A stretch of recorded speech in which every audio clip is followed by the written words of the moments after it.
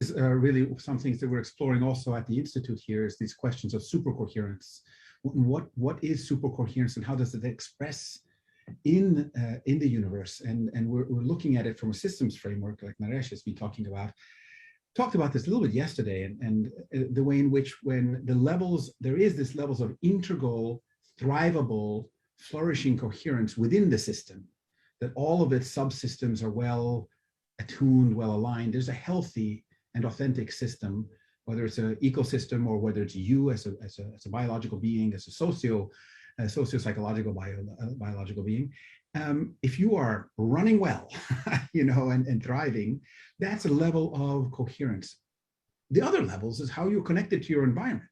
Are you in non-dysfunctional relationships? Are you engaged without sabotage and intrigue in your personal and interpersonal relationships? And so that's another level of coherence. When you have that relationship between your embedding systems, context, and between the systems that you embed, then you have supercoherence, when a system is coherent in both directions. So how do we create those conditions? How do we create the systemic nurturance spaces that evoke and that hold and that nourish, really like greenhouses, these kind of dynamics?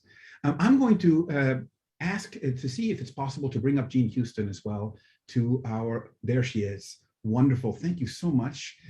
Jean, thank you also for joining us here. And why don't I just open it directly to see if you have anything you want to share before we go on to other questions, some comments or reflections from you. Well, I do have some thoughts, rather naughty ones, quite frankly.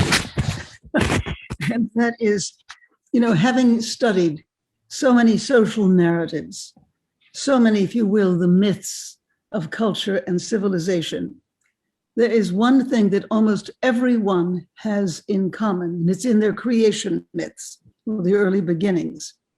And so you have this wonderful creation of these beautiful people and this wonderful environment.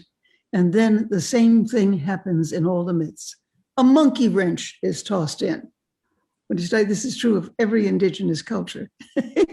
And not just a monkey wrench, but something that really gums up the entire work. In the Judeo-Christian tradition, you have the snake who has all the lines and does just the right thing to turn this beautiful plan on its head.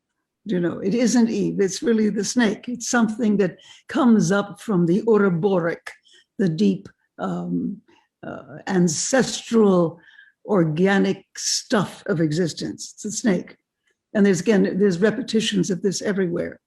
So it makes me ask the terrible question, are we a blighted race to begin with? I remember talking to Hazel many years ago also about her difficult visits in the DC. One of the things that we are doing, I think, ultimately, looking for a new order of coherence or super coherence, if you will, is looking for some kind of transition paradigm, not just for culture or consciousness, but for our very, very being. Now we could say, there's psychotherapy and all the other varieties of therapies, and of course the religious traditions of entering into other realms of consciousness where we do exist in a state of super coherence. I mean, nowadays, economics, as Hazel has said, economics is our monkey wrench that seems to throw everything off, and we could name many, many other things. But I think there is this prior question, why are we so naughty? Why is all great drama, all great music, Bach too, always has in it this strange variation that is somewhat off? Why? Is it because we are placed on this planet by something or other to give us enough drama, creative cactuses, if you will, something that is in our very system to give us the energy, the impetus to explore our darkness for what is beneath that darkness, which may be not only a deeper life, a deeper light, but also a way of entering into co-creation, coexistence with the very nature of the universe herself. I mean, there's so many stories around this. And when I study also the indigenous traditions, there's also very interesting solutions that come about. So that's my question. I mean, what I've heard here is so potent, so beautiful, and so right in so many ways. And we can blame one thing or the other. But I wonder if we are not just given this very curious, mixed up body-mind system so as to re-educate it, to repattern it into a system that can work co-creatively in super coherence with the whole.